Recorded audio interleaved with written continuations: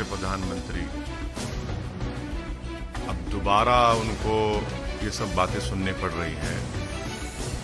अभी भी वो रिएक्ट नहीं करेंगे कि देश के प्रधानमंत्री क्यों नहीं रिएक्ट करना चाह रहे?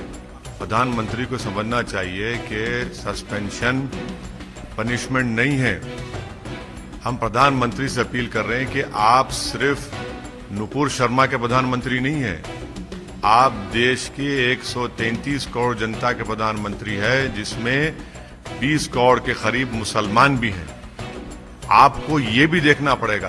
तो हम प्रधानमंत्री से पूछना चाह रहे हैं कि नुपुर शर्मा को कब तक बचाएंगे, क्यों नहीं अरेस्ट करवाते आप?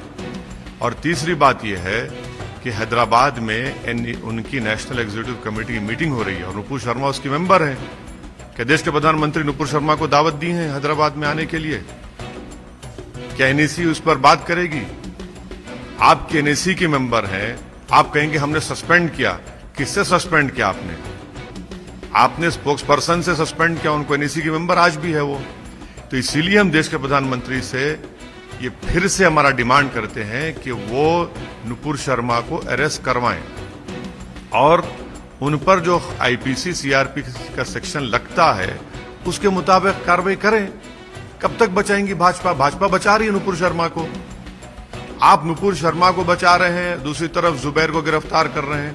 नुपुर शर्मा को अब बचा रहे हैं, दूसरी तरफ आप एक महिला के नाम पे घर है, उसके शौहर के नाम पे नोटिस देकर घर तोड़ देते हैं।